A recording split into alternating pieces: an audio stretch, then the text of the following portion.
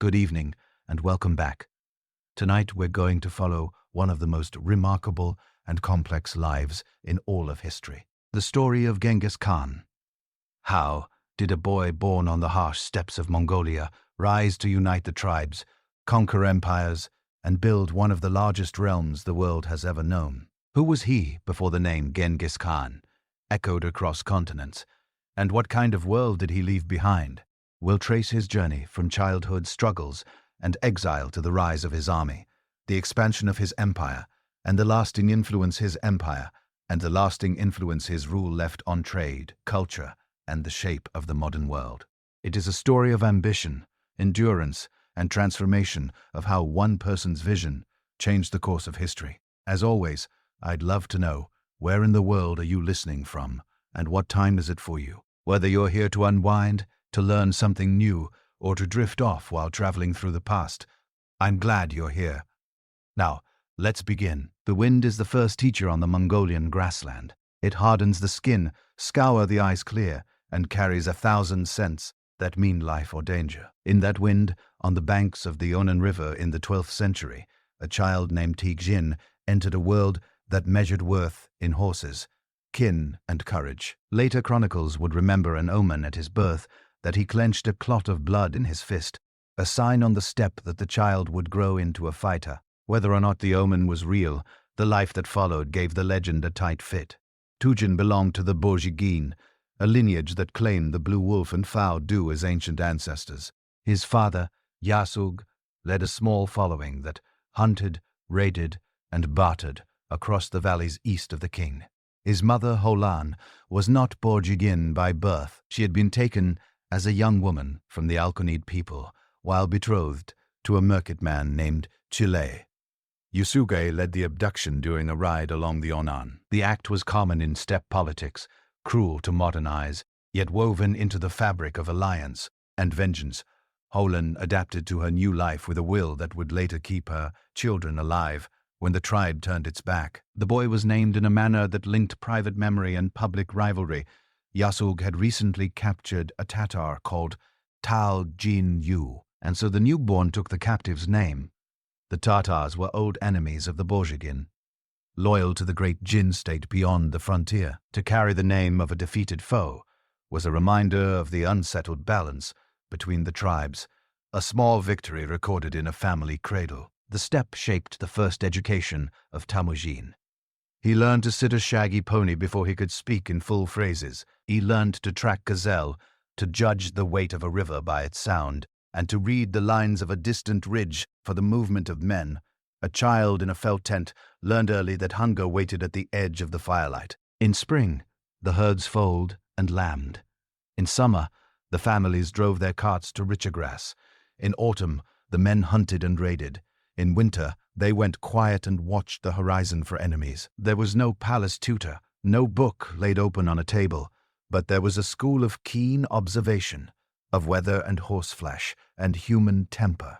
Temujin's earliest political lesson came with his first betrothal. When he was perhaps 9, Yasuge arranged a marriage with the Onirat, a tribe that controlled good pasture along the Karelin.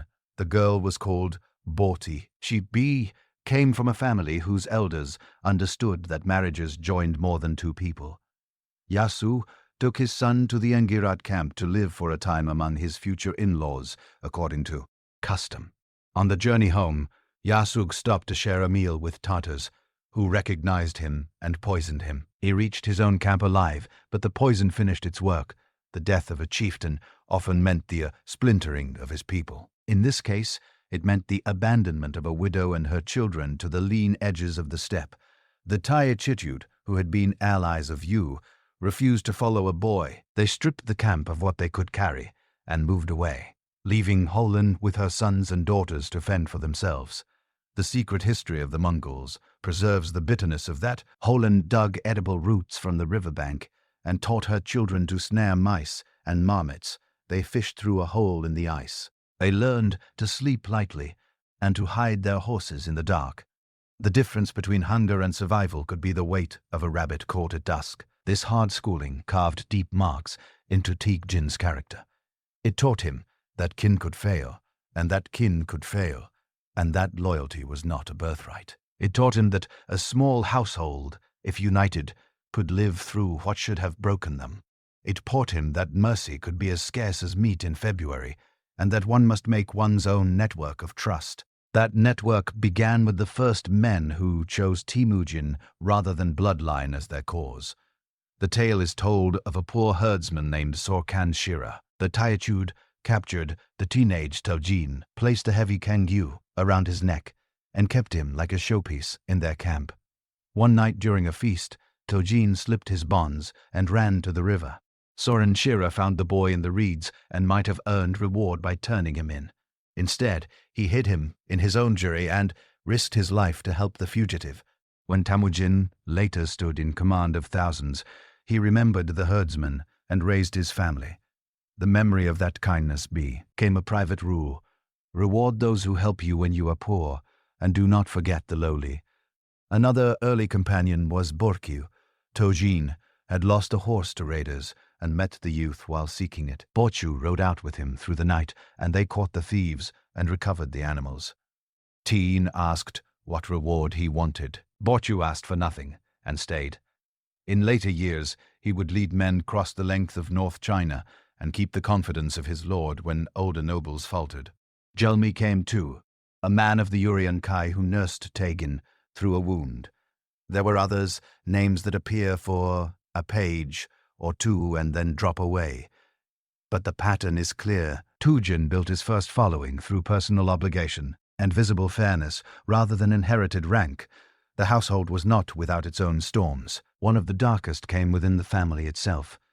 Temujin and his half-brother Betrayal quarreled during a lean season. The quarrel was over meat and authority, the two currencies that matter most when food is scarce. Temujin and his full brother Kasar shot Beta with arrows and left him dead on the ground. Poland cursed the act and told them they had made enemies of their own shadows. It is a moment that sits at the center of the boy's moral education. He learned what it meant to cross a line that no elder would bless. Later, when he held the lives of rivals in his hands, he sometimes remembered and chose restraint, not always and not gently, but more often than his enemies expected. There is another thread in the weave of his youth, the friendship with Jamuka. They met as boys, shared play and milk, and swore the old oath of Ander, a bond that made friends into brothers. They pledged to aid one another and to part the meat and drink in equal shares. The words would echo through their lives. In youth, the oath meant sharing a blanket and dreams of the future. In manhood, it would become a test of ambition and a record of betrayal and forgiveness. While Temujin gathered companions, he also learned to read the politics of the steppe beyond his family. He watched the Karaite and their ruler, Togru, whom the Chinese sources called Khan. He watched the Neon tribes to the west and the Tatars to the southeast. He heard of raids sponsored by the Jin to keep the tribes divided. He began to understand that survival would require a patron who could shelter him while he forged a larger coalition.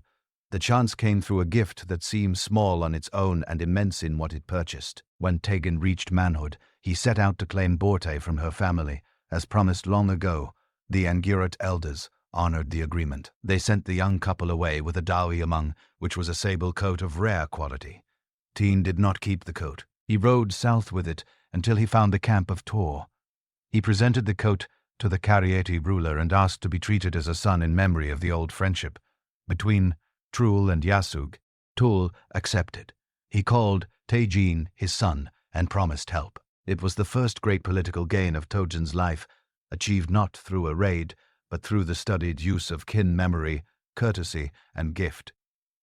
The alliance with Togrul gave Temujin more than a shield. It gave him a model of rule and an audience of powerful men. The Karaite were Christians of the Nestoran rite, at least at court, and had long traded with the north of China. Their camp was a place where messengers from the Jin and the Khitan Liao had once brought gifts and demands. Temujin watched how a Khan received envoys and divided spoils, how he rewarded loyalty, and how he punished betrayal. He watched and took notes in his head. His own rule later would not copy the Karaite pattern, but he had seen how a larger polity could be managed, and how a chieftain could be more than a robber captain.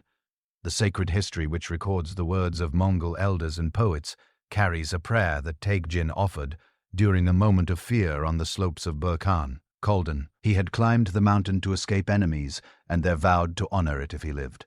He would later declare the mountain sacred to his family and insist that all who crossed it show respect. The moment matters because it shows a side of the young man that is often lost beneath the armor of the conqueror. He was not a steering skeptic. He believed that eternal heaven watched and judged, that oaths mattered, and that a man who broke them would find his luck burn away. His later insistence on the safety of envoys and the keeping of bargains grows from the same soil. In these years, Temujin also practiced the grammar of steppe combat. He learned how to break a pursuit and turn it into a trap, how to feign flight and draw an enemy into open ground, how to signal with flags and torches across a wide front. He had no siege engines, no regiments of infantry, and no written orders, yet he had a nimble brain and a gift for seeing how a skirmish might become a decision. The bow was the heart of his art. A Mongol bow was a layered thing of horn, wood, and sinew, short enough to use from the saddle, yet strong enough to punch through armor at distance. A rider could loose a shaft while hanging off the side of his pony to make himself a thinner target. A boy learned to do this for sport, and later he did it for his life. The world beyond the grassland remained a rumor and an opportunity. Chinese traders came to the borders with bolts of silk and iron pots, and with them came stories of walls that ran along the spine of mountains and of cities shaped like squares. Merchants from the Islamic lands brought glass and cloth and told of markets where a man might spend a year and never visit the same stall twice. For the moment, these were tales that warmed a cold night. Temujin's concerns were nearer and sharper. Keep the horses healthy, keep the family fed, keep the friends you have, and win a few more. The first chapter of his life does not end with a coronation. It ends with a tent and a promise. Temujin sat with Borte under felt and hide the precious sable coat now gone from his hands, and resting on Togur and Gelb, run Gelb, Jelmi, shared meat and spoke of the ride to come. Somewhere in the dark, Jamuka thought of his Anda and of the day when they would ride together again. The boy who had learned to dig roots from frozen ground had begun to learn a different art, the one in which a man arranges people as carefully as he once arranged snares for rabbits. The wind pressed against the gur and hissed its approval through the seams. The break of day on the steppe can be kind or cruel. On a morning that lived in memory for a lifetime, it was cruel. Temujin's camp lay quiet along the fold of ground near the Onon. Smoke from the night, fires thinned into the cold air, horses cropped at the rim of light. The men who stood watch felt more ease than they should have. The Merkit riders came out of the pale dawn like a flock of crows that had chosen a single kill.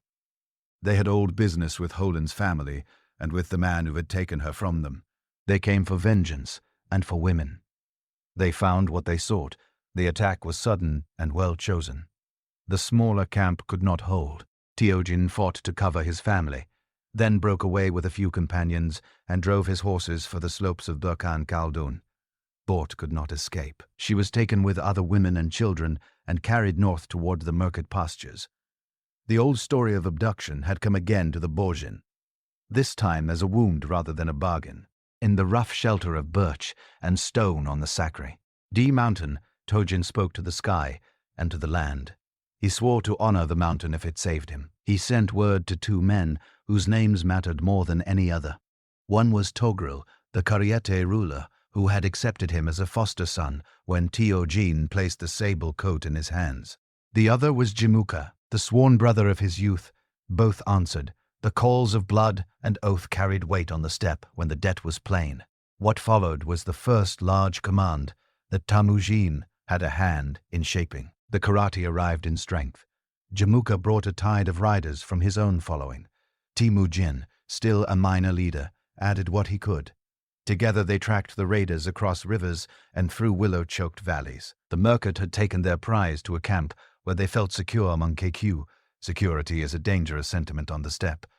The allied host came upon the camp at speed. Arrows rose and fell like blown thistles. The Merkit broke and scattered along the watercourses. Borte was found alive and brought to Temujin's arms. Holen's younger sister was also rescued.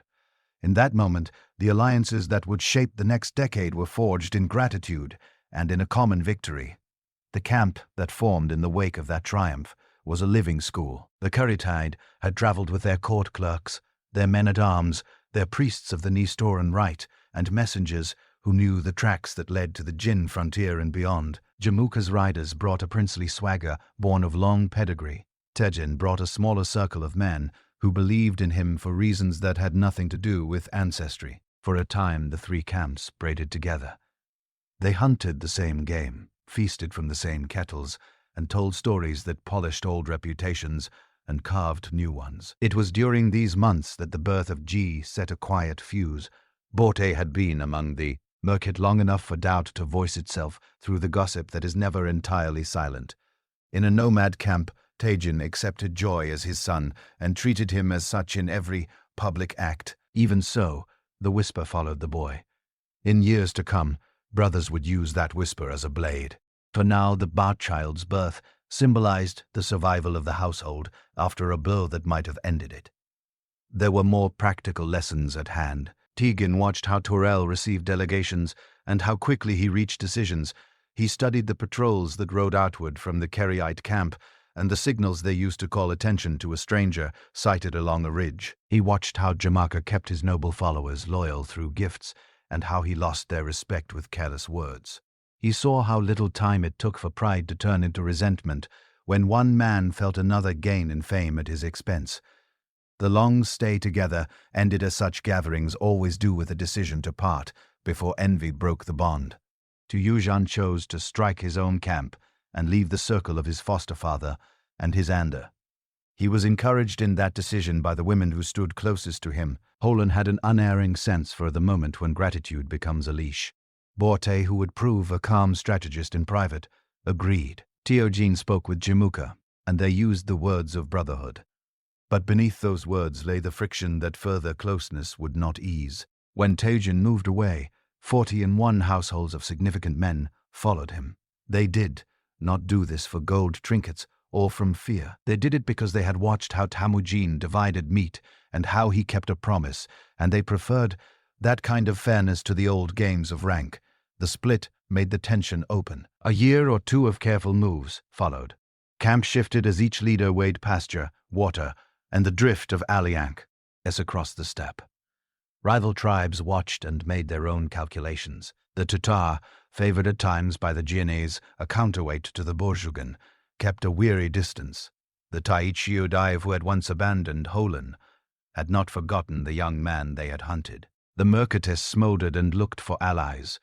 All the while, Temujin worked on the ground under his feet. He organized his companions into squads that could act without waiting for him to be present. He created small groups of 10 and of 100 that mixed men from different families. He did this in embryo long before he had the power to make every tribe accept such a change. The habit of breaking old lines and drawing new ones based on service began here and not later. War announced itself at a place remembered as Dalon Baljut. Jamuka had the larger following and the older names. He had also gathered a coalition of clans who feared what Temujin represented. They did not want a world where a herdsman's son might outrank a prince. They wanted the old order to continue with its clear pecking of privilege at every feast. When the two hosts met, the sky was thick with kestrels, and the ground shook with the drumming of hooves. Temujin's men fought hard but were outnumbered. He took a wound and barely escaped with his life. Jamuka did not content himself with victory. He ordered the boiling of captive leaders and the mutilation of others. That cruelty made a mark more lasting than the battle itself. Men who had served Jamuka felt shame and fear. Some drifted away in the months that followed and found Temujin's camp, where they were received, forgiven, and employed. Temujin did not fall into despair after Dalon Belgut. He did what he always did. He moved, listened, and rebuilt. There is an account that suggests he spent time in the lands of the Jin, perhaps as a mercenary, perhaps as a prisoner who found a way to make his captives see his utility. Chinese envoys later wrote of a Mongol leader who learned something of their ways before returning to the steppe with a sharper sense of the world beyond. Whether this refers to Temujin or to one of his close circle, the effect is visible in any case. When he reappeared with purpose, he carried with him a deeper understanding of the power that lay across the frontier and of how frontier politics could be turned to his advantage. By the middle of the 1192, the map of the steppe had changed again. Teen resolved old scores with a mix of ruthless blows and careful pardons. He turned against the Tatars, long the source of family grief. In a campaign that cut through their pasture like a knife through felt, he broke their power. He killed or dispersed their chiefs and folded the rank and file into his own following. One man among the captives confessed that he had shot Temujin's horse from under him in battle. Temujin admired the man's honesty and courage and spared him. He gave him a new name, Jebi the Arrow. The man became one of his most skilled commanders, a cavalry leader whose eye for terrain and instinct for surprise would terrify enemies from Manchuria to the Dnieper. At the same time, Temujin used his connection to Togru to settle matters among the Kariti. A faction had risen against the old ruler. Temujin rode in support, put down the rebellion, and left the Karayate throne more secure.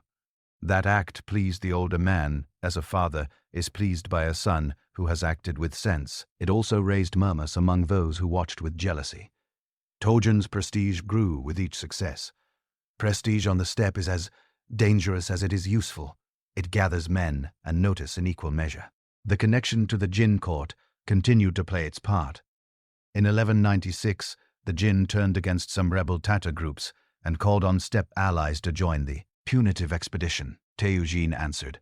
He fought well, sent prisoners and heads as proof of service, and received a title and gifts in return. That brief alignment with a sedentary empire bewildered some of his enemies and pleased others who saw in it the mark of a leader who could move across boundaries without embarrassment. Temujin took what he needed from the alliance and gave back only what did not cost him dearly.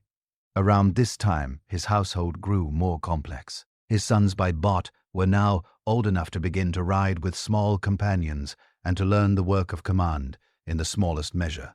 Joyd, despite the shadow of rumor, showed courage and generosity. Chagatai showed a hard sense of law and an iron mouth. Agade had the gift of friendship, a man who could calm a quarrel before it hardened. Tolui, the youngest, had a fire in him that men noticed when he was still a boy. Temujin watched his sons as carefully as he watched his officers. He arranged marriages that would bind tribes to his tent. He listened to Borte, who advised him in private, and to Holan, who never lost her taste for blunt truth. The old friendship with Jamuka did not go quiet. From time to time, messages passed, and efforts were made to find a way back to the simplicity of youth. The steppe does not often allow such wishes to complete themselves. Jamuka could not accept a world in which men of no lineage stood beside princes. Temujin would not return to the old hierarchy. Their paths diverged even when their words tried to meet. Defections continued to wear down the old guard. Men who had been present at the boiling of captives after Dalan Baljud found themselves unable to shake the memory. They chose a camp where justice felt cleaner. Even when it was hard, some came after a private quarrel with a chief who had slighted them. Some came because a shaman had spoken of a destiny written in the say. Some came because they wanted their sons to rise higher than they themselves had risen. Temujin welcomed them with a measured hand. He distributed them across his growing units and made sure that no man served only with his cousins and brothers. That decision, small at first, would become the skeleton of a new order. The years around the turn of the century were a crucible. Teen had failed, retreated, learned, and returned to the field stronger and more sure. He had bound himself to a powerful patron, and begun to know that a patron can be both a shelter and a future problem. He had saved his wife and his honor with borrowed strength and repaid that debt with service and victory. He had turned enemies into commanders and whispers into discipline. He had begun to speak less of personal slights and more of a work that surpassed the old games of raiding and revenge. The steppe was not yet ready to accept that work, but men had begun to hear the idea. In a camp on a late autumn night, Temujin sat in council with Bur, Jelmay, Jebe, and a handful of elders. The firelight made islands of faces, and left the rest in shadow. They considered where to move when the first snows came. Which tribe had grown more brittle and might be ready to split? Which ally would remain true if asked to choose between old pride and new promise? Outside, a young rider in a threadbare coat held 2 horses and waited for the order to carry messages. He did not know that he would ride for a nation that did not yet exist. He knew only that the cold bit a little less when a man stood near a horse. The years that followed Temujin's recovery of Borte were a slow grinding ascendant. The steppe is a land of long distances, and power on the steppe grows in much the same way. A leader collects households and loyalties one by one. He proves that his state can keep men fed in winter and rich in summer. He shows that his word ho. Land days when fortune turns sour. In such a world, reputation travels farther than a rider can, in a day, and by the turn of the century, Temujin's name was in many mouths. Jamakar's victory at Dalan Baljud had not ended the contest. It had sharpened it. Men remembered the boiling of captives and the mutilations that followed. Such acts declare a particular kind of rule, and many warriors who had respected Jamakar's lineage began to look at Temujin's camp with new interest. They found there a different atmosphere. A man might be of humble birth and still sit close to the fire if he had served well. Loot was divided by contribution. Quarrels were settled quickly and without favoritism. It was not a soft camp, it was a camp where rules were clear, and that clarity drew those who were tired of being slighted by older clans. Temujin rebuilt with patience. He raided where it served a purpose and parried where could buy time. He kept close ties with Togrul and earned his favor by suppressing a Kurati revolt. He made the Kurati cause his own in that moment, and the older ruler was pleased, calling Temujin's son and giving him grazing rights that mattered when the herds were thin. There was affection in the bond, and there was calculation on both sides. Temujin needed a shelter while he gathered strength. Togrul needed a vigorous lieutenant who could bring hard-riding men to a fight at short notice. Old enemies were handled with ruthless simplicity. The Tatars, who had poisoned Yasuge, felt the weight of Temujin's anger. He struck them in a series of swift blows that shattered their leadership. He ordered that adult male Tatars who had resisted be put to death as an act of vengeance and as a cold lesson to others. Their common warriors and their families were taken in and scattered among Temujin's own followers. Among the defeated was a bowman who confessed that he had once brought down Temujin's mount with a shaft in battle. Temujin admired the courage of the confession and the skill that had created the opportunity. He spared the man and renamed him Jeb, the Arrow. That decision would matter greatly in years to come, for Jeb proved to be a commander of rare vision and daring. By the year that many later counted as 121, the steppe had divided into 2 great tendencies. One ran with Jamuka and with the older families who wanted a world guaranteed noble place. The other gathered sometimes quietly, and sometimes with noisy celebration around Temujin and the idea that talent and loyalty could well trump pedigree. The lines did not fall cleanly. Brothers were sometimes on opposite sides. A man could admire Jamuka's glamour and still dislike the cruel spectacle that had followed Dalan Baljut. A man could mistrust Temujin's disregard for ancient privilege and still seek his tent because he was tired of being ignored by princely cousins. It is a web of marriages, grudges, and calculations about grass and water. Rival coalitions formed. Jamuka's supporters proclaimed him Gur Khan, a title that echoed far in the memory of steppe peoples.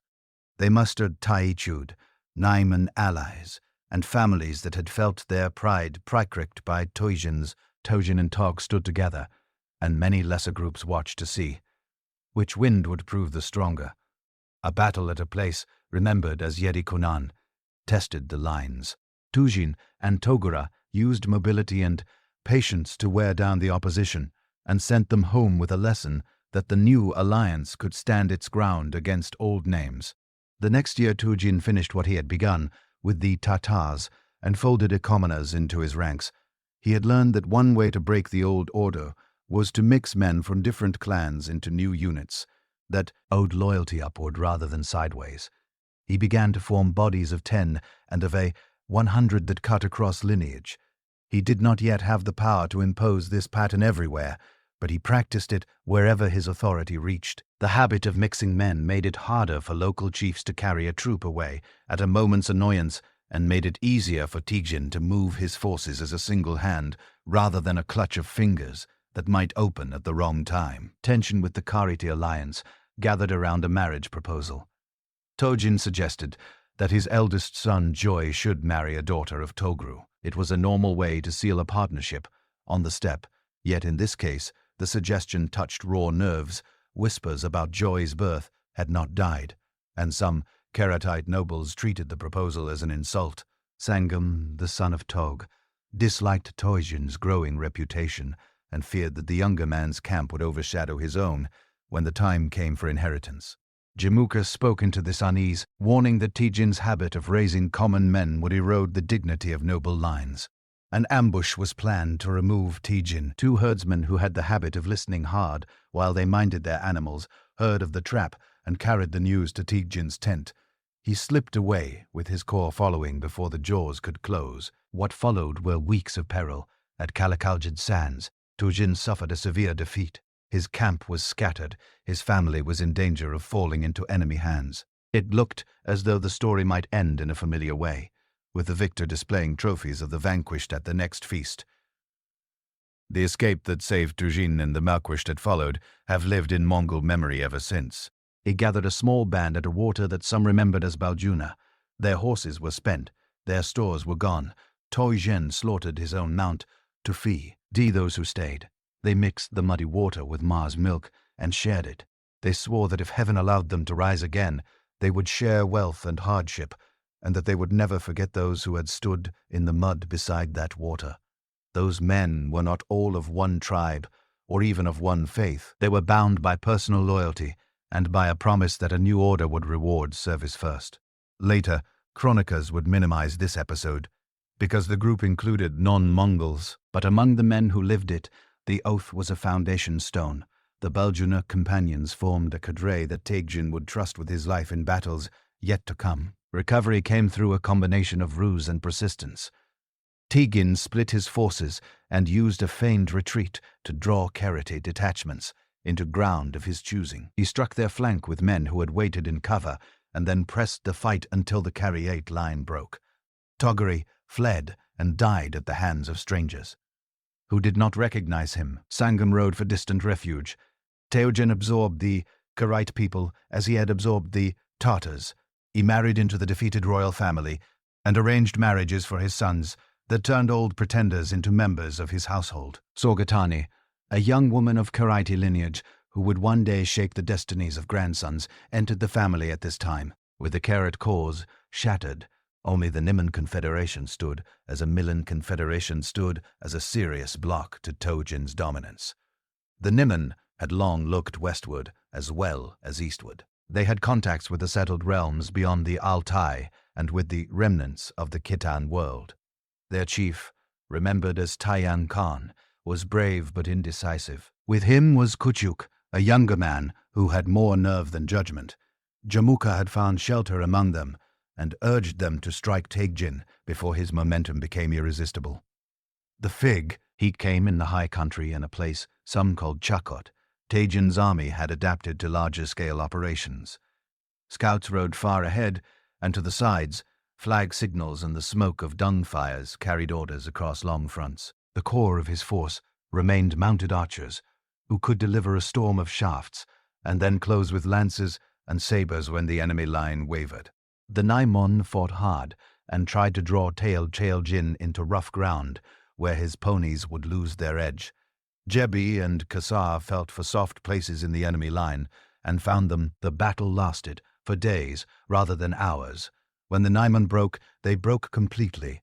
Tayan Khan fell, and Kuchog fled with a band of followers toward the west. Jamuka slipped away into the hills. The non-people went the way of the Keriate, and the Tatars folded into the growing body of those who called Temujin Keen.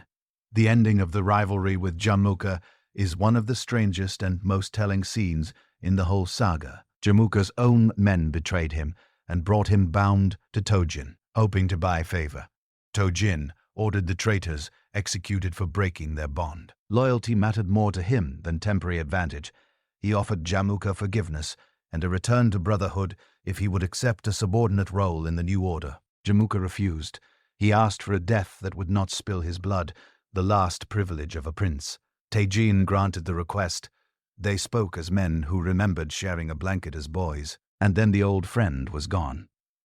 The death closed a chapter that had begun with milk in a shared bowl. The steppe now lay open to a work that no one had managed for generations.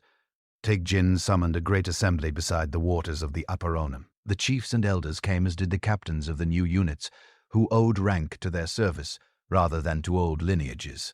The assembly proclaimed Temujin as Chin, Genghis Khan. Scholars have argued about the meaning of the title. Some say it evokes the idea of the ocean, and therefore of vastness. Some hear in it a sense of firmness, a ruler who cannot be moved. Whatever the root, the effect was clear. A man who had survived poverty, capture, betrayal, and defeat had been raised as ruler of a united people. This unification was not a mere etiquette of titles. It was a change in the way power flowed. Temujin set out to weaken the old ties of clan and to strengthen ties to the center. He confirmed the practice of organizing men by tens, hundreds, thousands, and tens of thousands. He took warriors from defeated tribes and placed them in units commanded by his followers, so that a man could no longer ride only beside cousins and brothers. He enlarged his personal guard, the Keshik, to a body of chosen men who lived close to his person and learned the work of command and administration. He chose promising youths from families all across his iron realm to serve in that guard, which ensured both loyalty and a pool of trained officers for future campaigns. He ordered that lists be kept, that shares of booty be recorded with care, and that no soldier take more than his due. He established punishments for theft, for desertion, and for harming envoys. He gave privileges to priests, monks, imams, and physicians who served the common good. He encouraged the use of the Uyghur script and gathered scribes who could turn a spoken decision into a written command that would outlast memory. He began to think of posts where fresh horses could be kept, so that messages could race faster than any single mount could carry them. All of this took shape quickly once the chiefs had recognized his rule, but the roots of it lay in the years when he mixed men from different lineages and watched Uyghur clerks at Togru's elbow. The transformation also had a human face. Temujin rewarded those who had stood with him at Baljuna with gifts and commands. Bu and Jali received the honor due to men who had saved lives and kept faith through disaster. Jebi was given scope to plan and execute far-ranging strikes. Mukali, a stalwart who would later bring whole provinces under control, rose as a pillar of the new order. The wives and mothers who had kept the tents warm through hunger also moved into view. Borte remained the calm center of the household. Holland, the mother who had scolded her sons for killing a brother and who had kept them alive on roots and fish, watched as the boy she had fed became a man whom whole peoples now obeyed. When the chiefs lifted Temujin upon a pelt carpet and hailed him as Genghis Khan, the sound rolled across the Onan like a drum beat. The title was not the end of a struggle, but the beginning of a different kind of work. A people had been gathered. Now the people needed rules they would respect, officers they would obey, roads that would carry orders without confusion, and a purpose that reached beyond private vengeance. The steppe had seen conquerors before. What made this moment unusual was that a conqueror set out to build a state. The foundations were practical. Genghis reinforced the decimal structure that he had used in embryo during his rise. Men were organized in units of 10, of 100, of 1,000, and of 10,000. These were not mere numbers. They were instruments for breaking the old power of lineage. Riders were mixed so that cousins no longer rode only beside cousins. Commanders were chosen for their proven steadiness and courage rather than for the length of their grandfathers' titles. In this way, a man who had once mended harness for a living might find himself responsible for 100 riders if he showed judgment and resolve. The steppe took notice. Nobles who disdained the sight found it hard to argue. Ye with the end results when these units moved like a single creature under fire, near the person of the K, today a night guard. It began as a small body and grew into a school of government. Young men of promise from families across the realm were brought into the guard. They served close to the ruler, learned the manner of councils, learned the discipline of record-keeping, and carried messages that could not be entrusted to anyone else. The guard bound the great families to the center by honor and by the quiet knowledge that their sons were near the pyre where decisions were taken. Law followed organization. We call it the yasa because later chroniclers used that word. There was no single parchment hung in a temple. The law lived in proclamations and precedents and in the memory of scribes who set down what the kind ruled. Its themes were clear. Theft of livestock was punished without hesitation. Murder within the tent circle meant swift justice. Soldiers were forbidden to abandon comrades in battle. Shares of booty were to be recorded and divided according to sound rules, so that jealousy and rumor did not rot discipline. Adultery, the abduction of women, and the sale of persons were curbed with penalties that aimed to keep the fragile ligament of the camp intact. A messenger could cross frontiers under protection. To harm him was to challenge not only the Khan but the order he was building.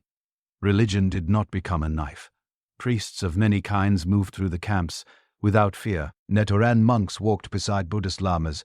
Muslims found space to pray and to judge disputes of their own with imams as referees. Shamans still lifted their drums and called upon the spirits of land and sky.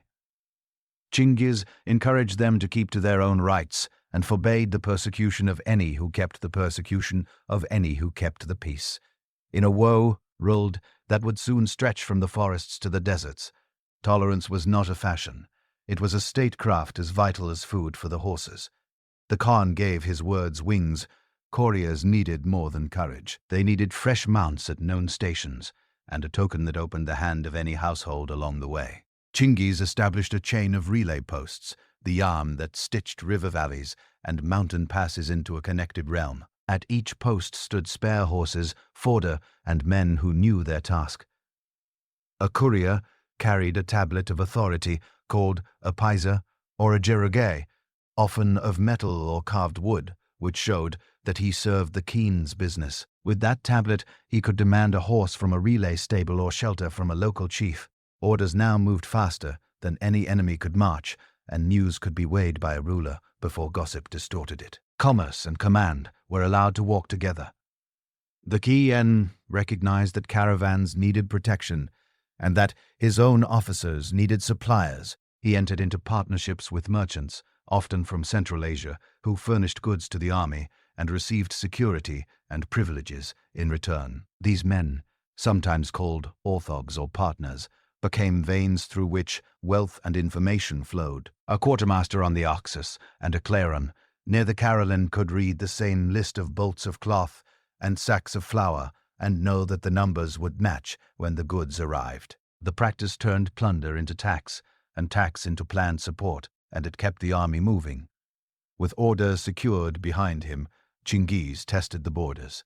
Western Shah lay to the southwest, a Tangut realm that guarded the corner, where desert, mountain, and river met.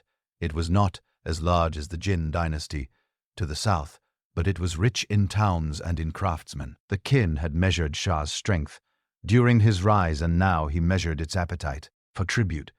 In 1205, his riders struck probing blows along the frontier. In 1209, he returned with a larger host. The heart of Xia was the city of Chongqing, present-day Yunyuan, protected by strong walls and by the curves of the Yellow River. The Mongols were masters in the saddle, but walls had humbled many steppe leaders before them. Genghis refused to be humbled. He gathered engineers, some Chinese, some Khitan, and set them to work.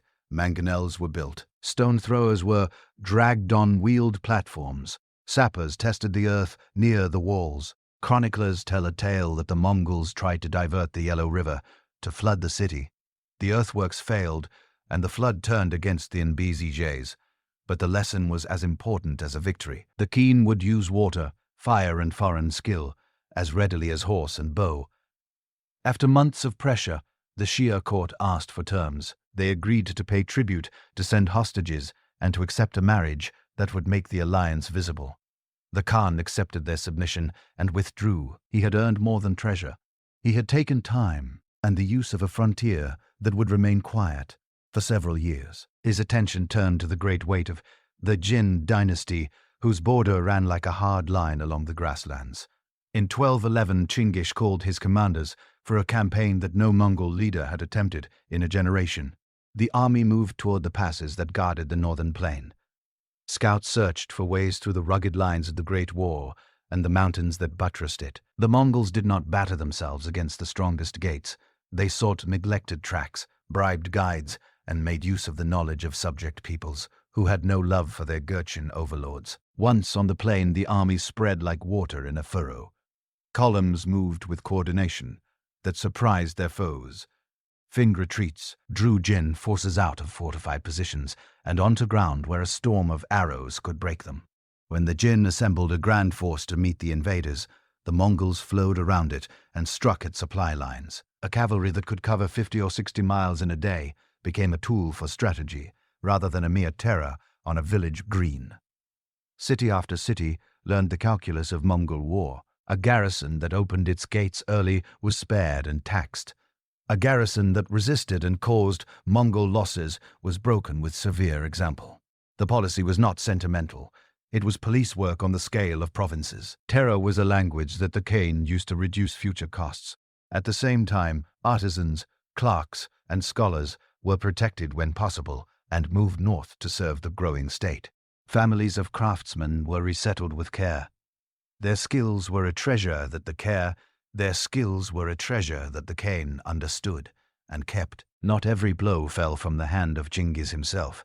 Mughal, a commander of quiet stature, proved to be a pillar in the northern plains. When the king returned to the steppe, he left Mughal with authority to hold and expand the Mongol position in Jin territory.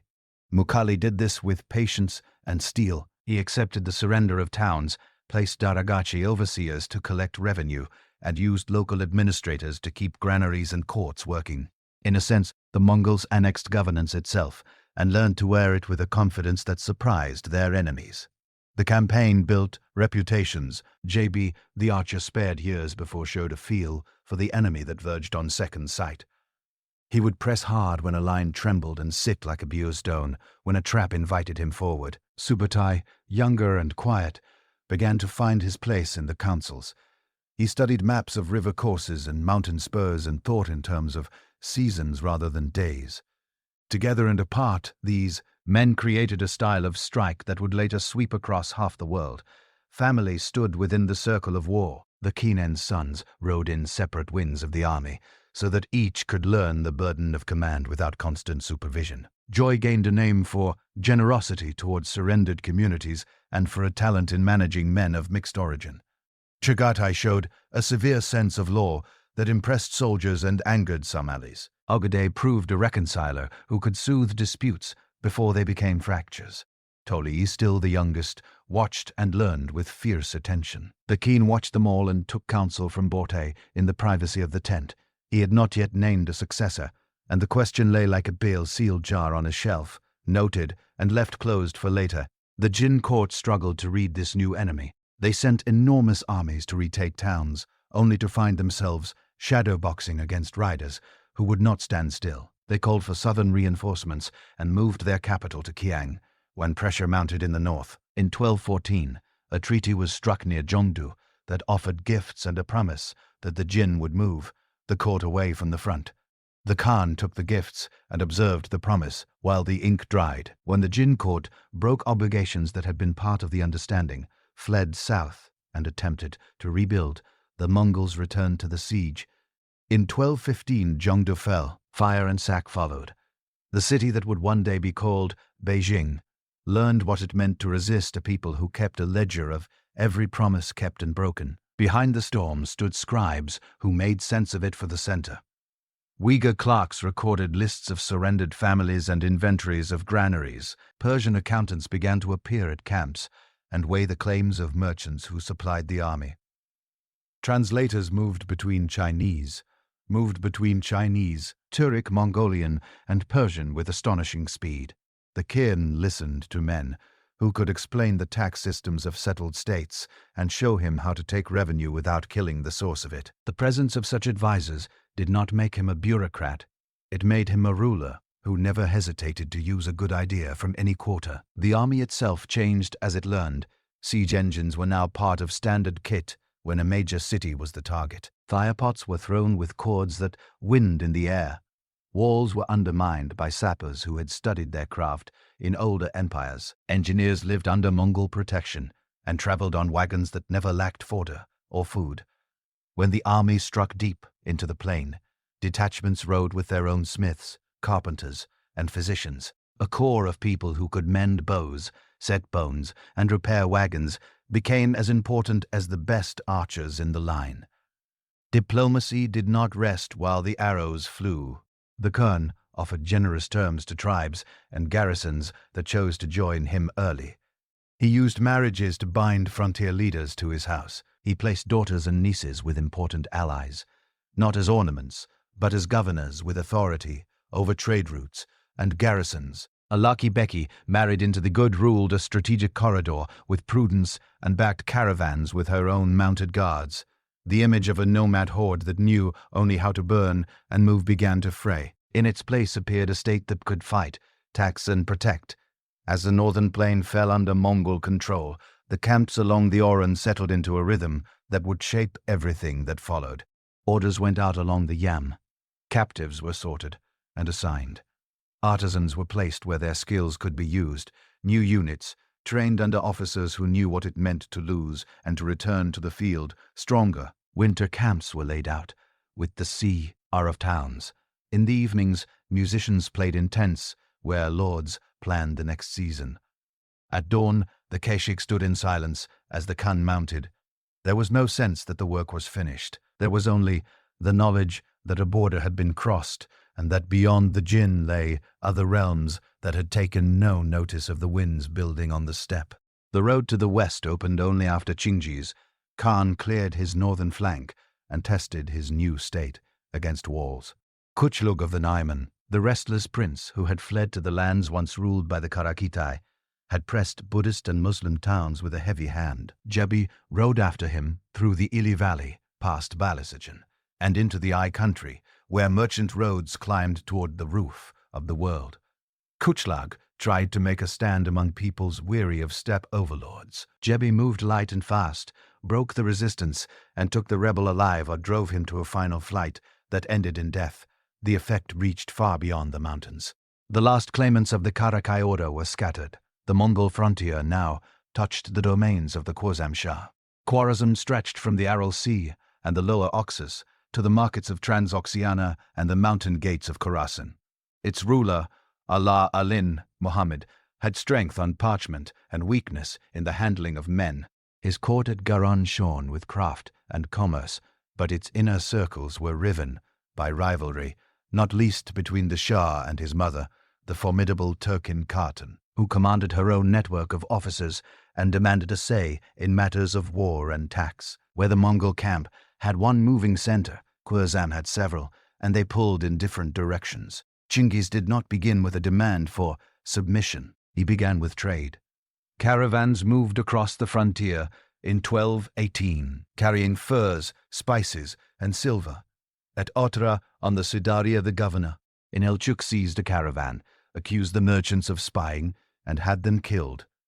The Khan sent envoys to demand redress and to remind the Shah that envoys were sacred. The Shah allowed the Brigifina to stand and added an insult of his own. He had the beards of Mongol envoys shaved and sent one back with the news that the others had been killed. In the Mongol law, that was a crime against order itself. The decision for war followed as simply as a drawn bowring. The assembly that planned the campaign thought in seasons and in rivers. The Oxus and the Seadaria run across the land like blue cords. The cities that mattered sat near them, fed by irrigation and by trade. To take them required patience, engineers, and a web of movements that forced garrisons to look in several directions at once. The forces were divided by family wings and by trusted captains. G moved along the lower Sira with orders to break Ultra and secure the river corridor. Chagatai and Argide took the line toward Bikara and Samarkand, the jewels of Transoxiana. Toli rode south with a strong corps toward Khorasan. Jebi and Subutai ranged like hawks between these columns, scouting far ahead, cutting messengers, and seeking roads that no cautious commander would trust. Otra fell first after a long siege. The governor who had set the flame was captured. Mongol practice was to punish the author of a crime and to turn the rest of a city to profit if it could be made to yield. Artur's walls held for months under a rain of stones before miners and sappers opened the way. The city was torn apart and its people scattered, a warning flag at the frontier. G folded the river towns one by one and made room for the main body to come on. Bukhara faced the moment with a divided heart. Its leaders had argued for caution when the Shah first dismissed Mongol envoys. Now they stood on the walls and watched dust rise to the east. The Mongols appeared where they were least expected, riding out of empty country after crossing bad lands with water in leather and skins, and with remnants that could endure days of short grass. Bukhara's citadel held briefly.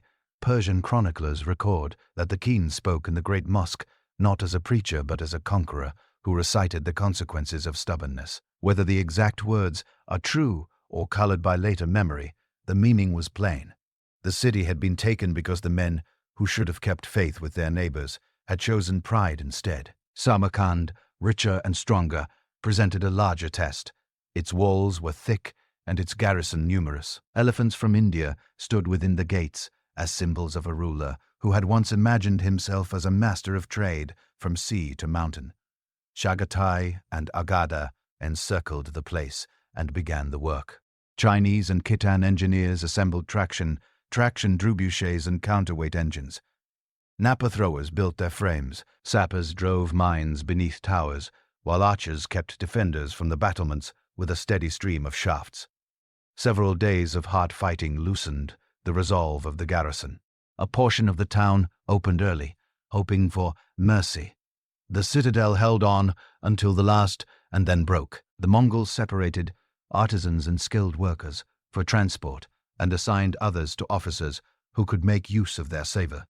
A court that had delayed, bickered, and then fled left its people to bear the weight alone.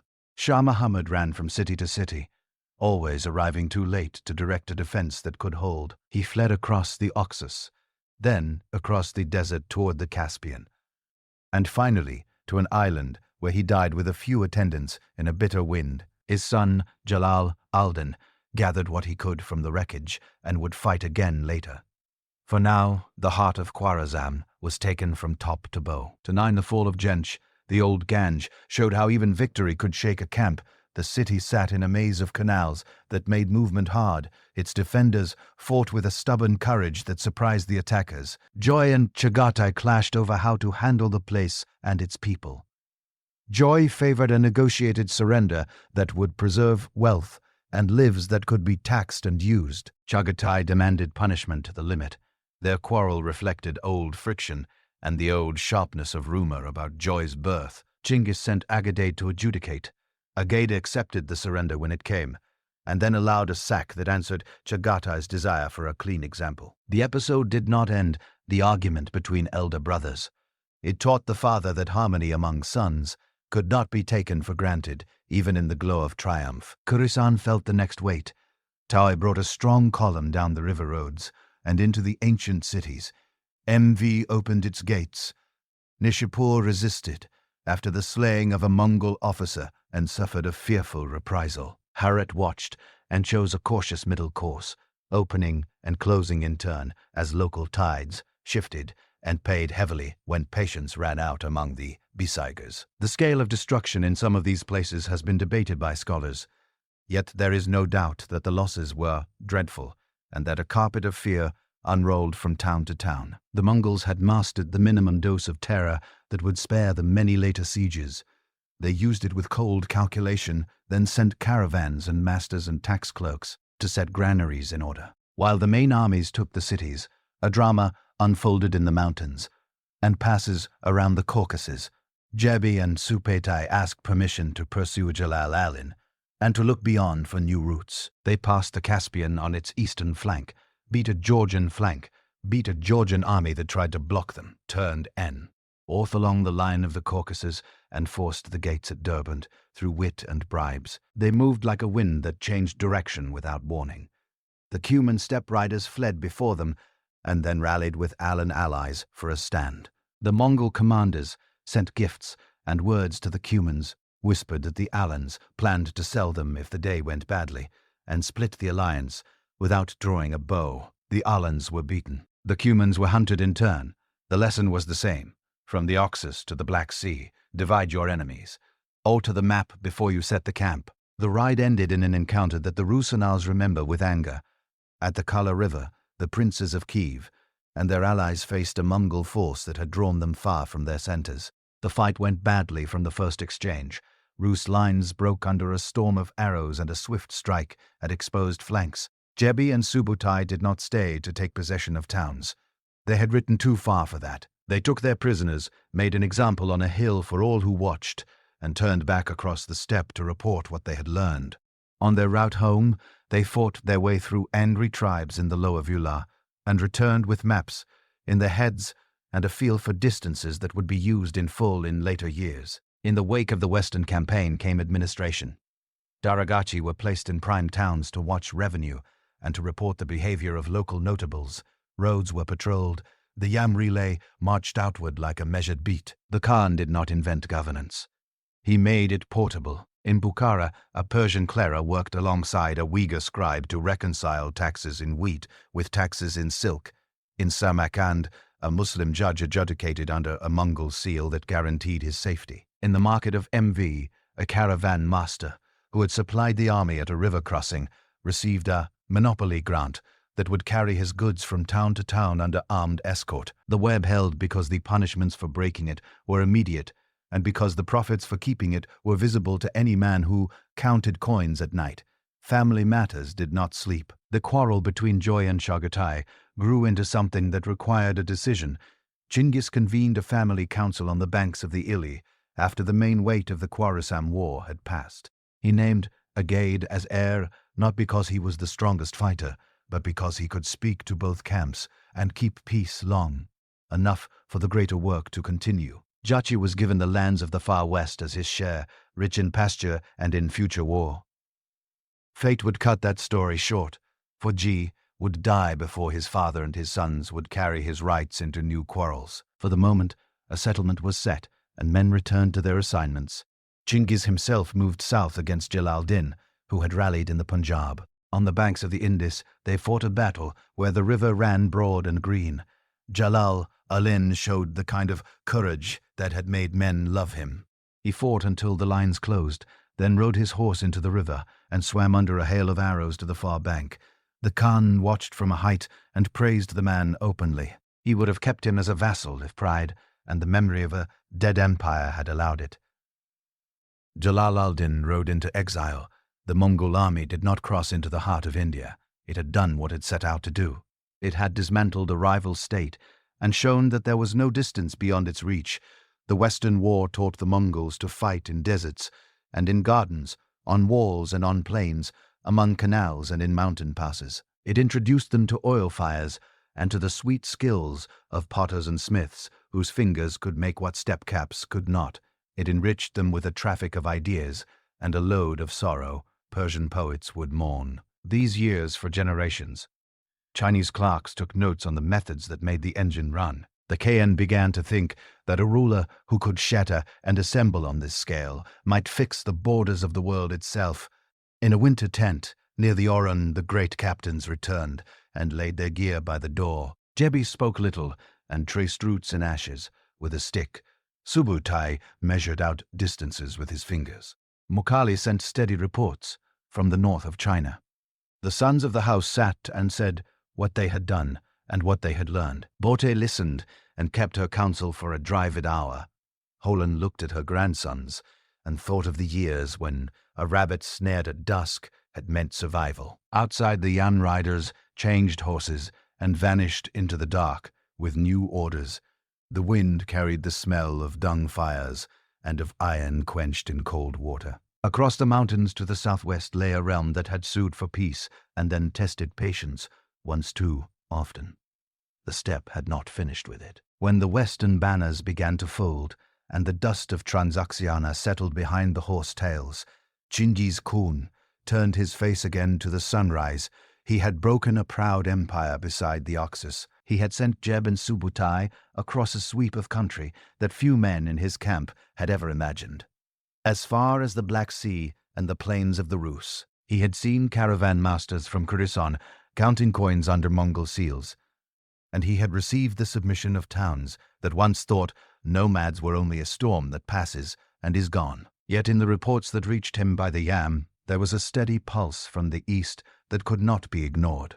Western Xia had bent the knee years before, and then stiffened. Jin power had retreated south, yet still stood. The border towns watched and weighed their choices. The Khan would not allow hesitation to harden into defiance. It turned to the Orkhon. With the camp grown larger and more complex than the one he had left, the Keshig had become a school of command. The relay posts stretched farther than a man could ride in a week. Uyghur scribes sat near the center tent with bundles of bamboo slips and sheave of paper, and with inkstones and brushes that had become as necessary to rule as the bow was to war. Persian clerks, who had followed the army east from Bukhara, worked the ledges of merchant partners and balanced their advances against promised deliveries of grain and cloth and salt. A Khitan scholar named Ya Chukai stood at the edge of councils and spoke in a voice that was quiet and stubborn. He had served the Khitan Liao in his youth and had read histories that measured the rise and fall of Chinese dynasties. He did not tell the Khan to be merciful because mercy wins praise. He told him to tax, because taxes fill granaries and pay soldiers for more than one season. Kill, and you take tribute for a day. Count, and you take revenue for a generation. The advice suited a ruler who had learned to use any tool that worked. Genghis did not stop fighting. He learned when to stop destroying. The family that anchored the tent had changed as well. Ji had been given the lands of the far west, rich in pasture and promise. The quarrel with Chagatai had cooled in public under the decision that named Ogadei as heir. Toli remained closest to his father in the field and had become the hand that tightened a siege when others flagged. Borte watched her sons with a clear eye and had the kind of gravity that holds men steady. Harlan, older now and surrounded by grandchildren, remembered years when a snared marmot had kept to death from the door, and saw in the quiet order of the winter camp a wonder that few would grasp if they had not tasted hunger. Before the army moved, the Kane finished work that would give shape to what followed. The decimal organization became the structure of the realm, and not only of the host. Leaders of thousands and tens of thousands were expected to judge disputes as well as to ride. Daragachi overseers chosen for diligence and property were planted like posts in towns that had accepted Mongol rule. Their business was not to invent laws from scratch, but to keep the promises the center had made. If a city had opened its gates early, that fact was recorded and protection was given as a matter of honor. If merchants had supplied horse fodder at a river crossing, their tablets were checked and their privileges renewed. If a governor had cheated on shares of the tax, the punishment was visible and quick. The yasa was not a code that one could pull from a shelf. It was the continuing voice of a ruler who wanted soldiers to feel that their backs were watched, merchants to feel that their backs were watched, merchants to feel that they could cross frontiers without fear. The Western Ride had taught the Mongols that engineers were as useful as archers when a city sat behind good walls. Craftsmen were gathered into a moving core that could raise a counterweight engine in days, build ladders and shields, and mine beneath a gate and set fire to the props at the right moment. A unit of watermen traveled with them, men from lands where canals were old and precious. If a river could be turned to flood a wall, it would be tried. If it failed, the failure would be studied, and another method applied. That habit of close attention made the difference between a raider and a conqueror. In the second decade of the century, the attention of the court turned to Western Xia. Years before, when Genghis first tested its strength, the Tangut court at Zhongqing had paid tribute and sent hostages. They had accepted a marriage that bound them to the Mongol camp and had promise, disupport when called.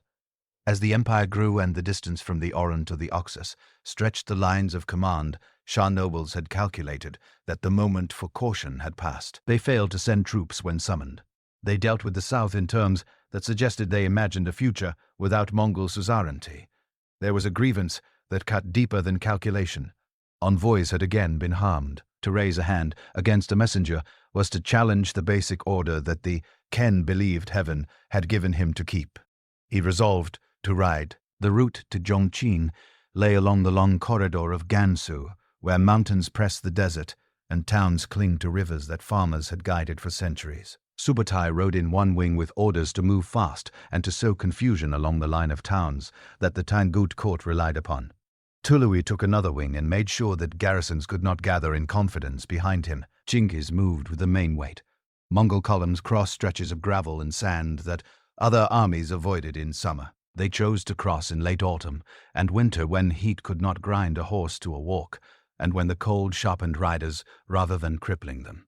People in the towns along the Ain and Xiang rivers looked up one morning to see dust clouds where none should have been, and riders where no sensible general would send them. At Houi City and at Liangzhou, the Mongols tried every door. A city that opened early, kept its craftsmen, and handed over grain. A city that fired on envoys or mangonels, raised and heard stones hum through the air. Subutai cut roads that linked towns to province and province to capital. Caravans that once had run from west to east with silken paper and worked metal now carried reports and wounded men back to Zhongqing. The court sent pleas for help in all directions and gathered what it could in the Helen M. mountains to make a last line. Lingwu, which stood on the Yellow River, became the next keystone. To take it was to step across a threshold into the heartland of the Tangut. The Mongols tested the walls, found their strengths, and then applied what they had learned in China. Sappers undermined towers. Engine crews aimed at the same point for hours, and then changed fire at the order of a single flag so that their stones fell where the shock would be greatest. When a breach opened, the first men through were not left to die as a lesson. They were supported and then relieved, and the fight moved inward like a tide. When Lingwu fell, the court in Zhongqing felt the grip close. The defense of Western Shah did not fail, only because the Mongols were relentless. It failed because the Tangut court was a noisy place where men with the rank argued as if victory could be found within a sentence. Factions that had quarreled in easier times still quarreled now. One party wanted to flee and rebuild in more distant valleys. Another wanted to trust the walls. Another wanted to beg for terms that would preserve noble privileges. The ruler sent messages that said different things to different men. In the Mongol camp, the words from Zhongqing were read for what they were. They were the speech of a court that hoped time would help it. The Keen had learned to use time for himself. He pushed past the Helen Buttress and rode into the arc of the Yellow River, where Zhongqing sat. The city had fine earthworks and ditches that snared horse hooves, and it had engineers of its own, who understood the flight of stones and the setting of fires. The Mongol camps were laid out beyond bow range and then drew inward as work progressed. The engine park grew, a forest of frames and cords and counterweights. A steady rain of messages moved between the tents of the commanders. Tului managed the siege lines with his queue.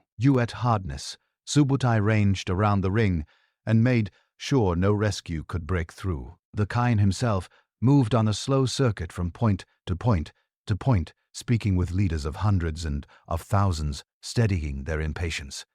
He did not promise early victory. He promised to stay until the work was done.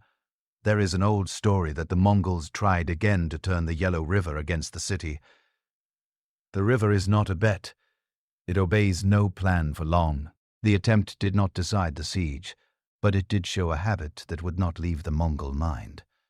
If a natural force could be made to serve, it would be tried. When water failed, fire was used. When fire failed, the slow bite of mines and rams ate at the same points with stubborn repetition. In these months, a blow fell within the family that closed one path and opened others. News came that Joy was dead far in the west. He had ruled his anage with a measured hand, had shown generosity towards surrendered cities, and had held the loyalty of men who had once ridden against him. The rumor that had dogged his birth had never been killed. It surfaced even now that his body could not be brought east, and it stained the talk of those who never liked him. Chagatai and his captains were careful with their words. Agadi spoke softly. Tolly kept to his work at the siege. Genghis received the news and went into a private tent with Bort. They spoke as a man and a woman who had outlasted hunger and war, and who had learned that even a Khan cannot command the span of a life. When he stepped out, The camp saw no change in his pace. Orders continued to go out. The work did not slow.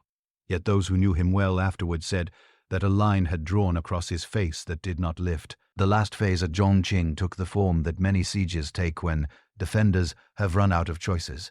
The court asked for terms and offered submission. The form, Khan demanded that the ruler come in person to make it good. The ruler sent a song and words. The Khan said he would accept nothing less than the person of the man who had failed to keep past oaths. The ruler would not come. The Tarkangines fired again.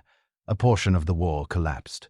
Assault ladders went up with their rungs slick from many hands. When the city fell, the ruler was taken and punished. The dynasty ended. Its best engineers and craftsmen were gathered and moved.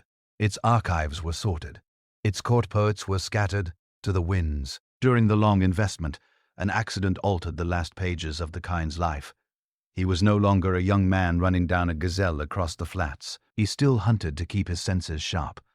In one of those hunts, or on a ride between positions at the siege, he fell from his horse. Some said he broke bones that did not set well. Others said he took a fever from another cause, or that the strain of years had found the moment to show itself. Later storytellers embroidered the matter with tales of plots and of insults, dressed as love. The kind of stories that gather around a great death, like crows around a camp. The truth that matters is simpler. He began to fail. He did not call off the siege. He ordered that the work continue to its end, and that the punishment of the Tang God house be complete. He called his sons. He confirmed again in their hearing that Agade would be Kron after him. He told them to finish the business in the north of China, and then to turn to whatever frontier pressed most hard. He told them to guard the Yam, and to keep the lists to protect envoys, to use merchants as partners, and to remember Baljuna, where loyalty had been tested in mud and cold, and found true. He spoke to Tului about the work of holding the Prayson Center while the succession was carried through the proper assembly. He spoke to Borte in private, and thanked her in words that no clerk set down. The death came away from the city, perhaps in the Liapan Mountains, where he had moved for cleaner air. The Kashid covered the news as one covers a fire from wind. The camp functioned as if nothing had changed. Engines were still fed, messages were still carried. The last ruler of Western Xia was dealt with as ordered. When the body could move, an escort began the long journey north. There is a legend told many ways that the escort killed every passerby to keep the route secret, that the horses were turned over the place where the grave would lie to erase the signs, that a forest was planted over the resting place so that roots and branches would guard it. There is another legend that says a river was turned and that the waters hide him. The elders of the Burjigan say only that he was taken toward Burkhan Khaldun and that the place is not marked. He had told his sons that a king of the steppe did not need a stone to tell men where to bow. He needed only their memory and their obedience.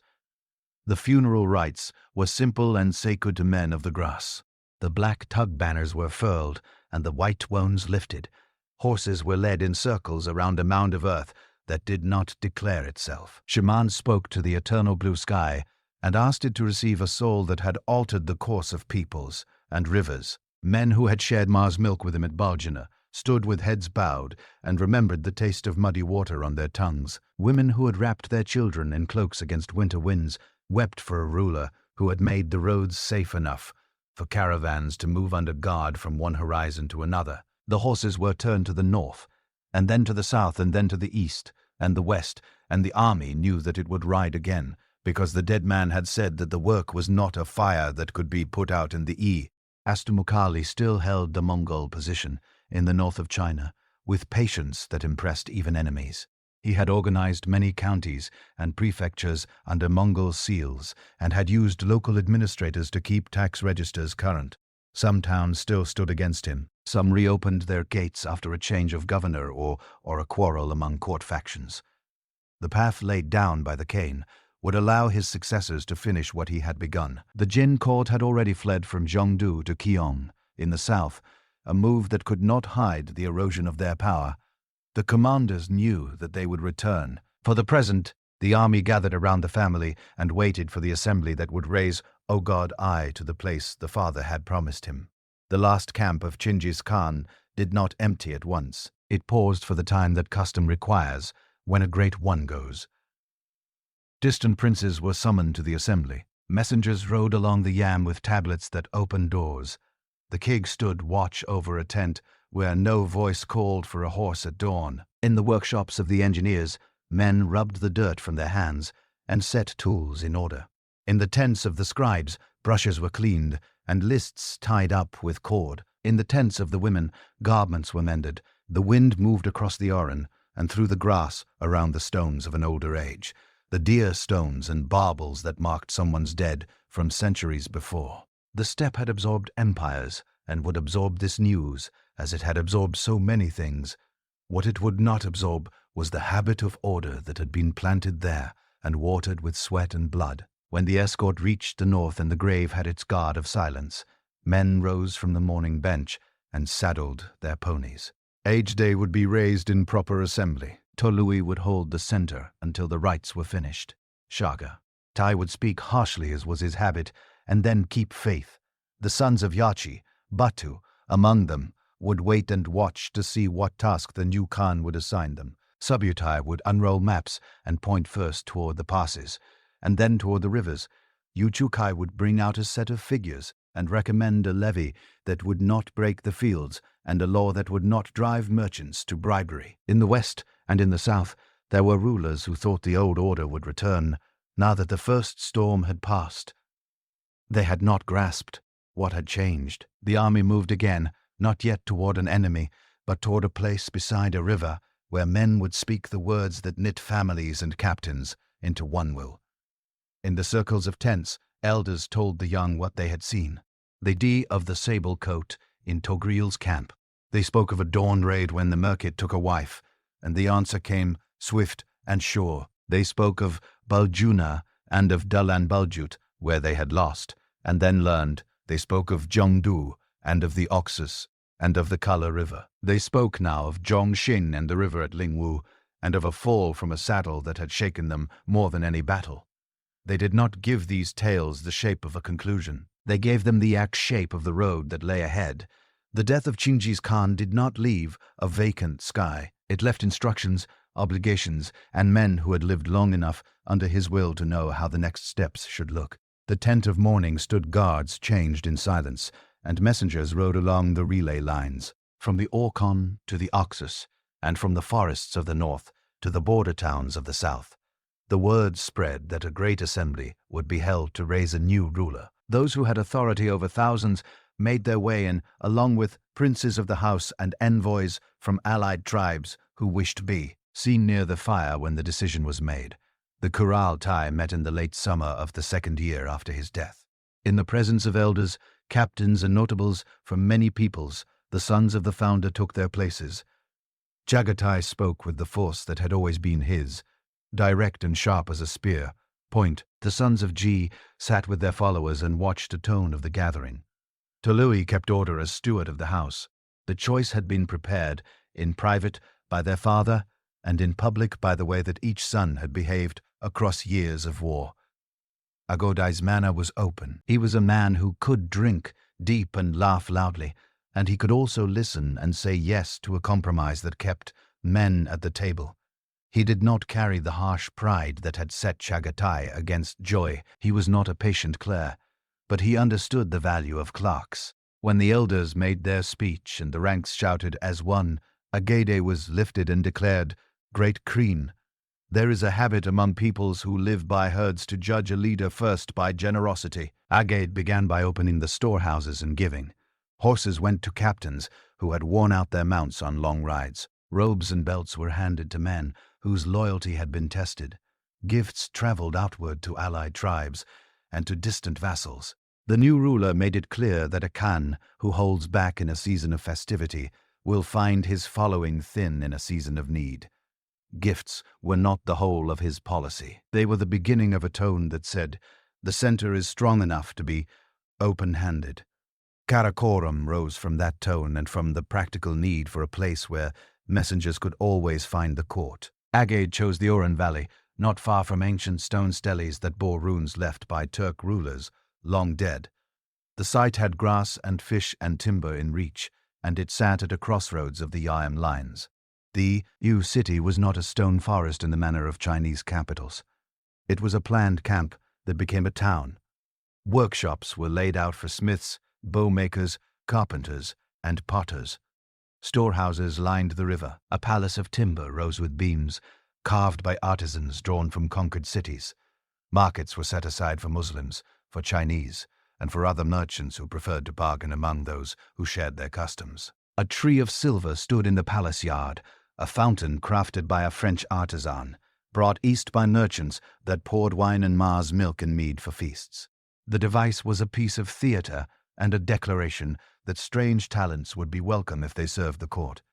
Administration flowed more smoothly when it had tables and chairs and walls to keep the wind off the ledges. Yachukai found in Ogade a ruler willing to trust a man who spoke for measured taxation in place of endless seizure. The Khitan scholar argued for registers of households and fields, for counted granaries and fixed levies that would be collected by officials who feared the center more than they feared town notables. He proposed that officials take assessed shares in salt, grain, and cloth rather than in the lives of taxpayers. Agad listened. He did not want to be loved by farmers. He wanted a river of predictable goods and coin that could be sent along the Yam to armies in the field. Under Yaochai, the early system of quotas and requisitions took a shape that ministers could defend with numbers. Abuse did not disappear. It became more visible. Those who cheated could be named, punished, and replaced. The relay system itself grew into a web over continents. Posts stood a day's ride apart along major lines with spare mounts and fodder and a clerk who could stamp a tablet to show that a courier had taken a horse. Farmers and towns were assessed to support the posts, but the burden was spread and accounted. A message could leave Karakoram in the morning and pass through hands that would carry it across the Gobi and down into the valleys of North China in a matter of days, not weeks. Travelers with Paisa tablets moved under protection. A caravan master who had served the court as a partner could demand shelter and oats. A monk with a letter from a governor could cross 3 languages in 1 week without being robbed. The roads became the empire's most durable invention. The army did not stand idle while clerks sharpened their brushes. Mukali, the old pillar, had died with honors after holding the northern plain. New pillars rose. The campaign against the Jin resumed with clear objectives. The Jin court had fled to Kang and then farther south, hoping that distance and allies would stall the northern riders. Agayad and Toli planned a series of advances that would break the remaining resistance and teach the southern song that the north would not become a buffer forever. The Mongol armies crossed the frozen Yellow River in winter. Their ponies sureted on ice that cracked under heavier animals. They used siege engines built by Chinese and Khitan crews who now worked as part of the standard train. At Kang, the Jin faced a storm they could not turn. Naphtha bombs exploded with a sound that startled even Steppe veterans. Fire lances spat flame from the walls in a last effort to keep the besiegers back. Famine followed fire as stocks ran short. The Jin emperor fled again. In the year the Chinese annals place as 1234, Jin rule ended when Mongols and Song together broke the last remnant. Alliances rarely hold. Once the shared enemy is gone, the Song soon learned that the new rulers of the north were not content to let the high river be a permanent border. Before the southern question could be settled, the west called the lands assigned to the sex. Ons of Joy remained a zone of opportunity and risk. Batu, son of Joy, spoke for the line that had Gray's rights from the to the lower Volga. He was not the eldest in the family, but he had patience, a large following, and the talent for working with a man like Subutai without envy. Subutai had returned from the long eastern ride with maps in his head of rivers and passes that led into the heart of Europe. Agadi decided to strike in force to clear the Chipchak steppe, to punish the Cumans who had raided subject peoples, and to test the cities beyond the forests that had heard only rumors of men who could move an army for months without running. Out of mounts, the muster was enormous by the standards of the steppe. Princes of the house gathered with their tumans. Gyu came as son of the great Keen. Mun came as eldest son of Tui. Kadon came from the house of Agadai. Ordu came from the house of Ji. The army moved in winds that could separate by 100 miles and still strike the same point on the same day. Subutai traced the line across the Ural foothills, through the Volga Bend, and into the forest belt beyond the open plain. Winter was chosen for the crossings of major rivers, because ice turned water into road and because surprise lived under snow. The first blows fell on the Volga Bulgars and the cities of the lower Volga. Then the winds turned toward the west. Polovshan riders were scattered. The Cumans ran, and then formed, and then ran again. The princes of the Rus gathered in uneasy councils, proud men who found it hard to agree on anything except that they disliked one another's claims. The Mongols did not wait for unity. They took town after town along the upper Volga and the Oka, tested walls with engines, brought on sledges, and moved on when a place yielded at the first demand. The spring of 1241 found one wing in Poland and another in Hungary, Subutai Sen, a diversion under Bar and Khadan through Lesser Poland, to rule Lesser Poland, to draw Western princes away from the main effort. Krakow was burned when it resisted. At Lenica, the Duke of Sissia drew knights and burghers and a contingent of Teutonic brothers for a stand. The Mongols used smoke and feigned flight to pull the line apart, then struck the broken parts with speed. The Duke fell. European chroniclers wrote of heads on lances and of banners carried in triumph. The diversion accomplished its purpose. It kept Western forces from joining the King of Hungary on the Danube plain. Batu and Subutai forced the Carpathians by more than one road and poured into the Hungarian heartland. The King Bela had tried to set his host in the security of a marshy island near the Saju River, trusting that a single bridge could be held. The Mongols built two under cover of night. They carried timbers and rope, drove piles quietly into the mud, and made a crossing where scouts reported the river to be shallow. At dawn they attacked the known bridge with noise and show, while Subutai sent a weight of horse across the hidden structures to fall on the Hungarian flank and rear. Arrows did their work, panic did the rest. The camp broke. The plain near a village later remembered, as Mohe was thick with dead and with loot. The army did not stop. It hunted remnants across the country, and then turned south to strike at Croatia and Dalmatia. European statesmen looked at maps and did not know how to speak of an invader who used winter as a friend and who built bridges in one night where locals needed a season.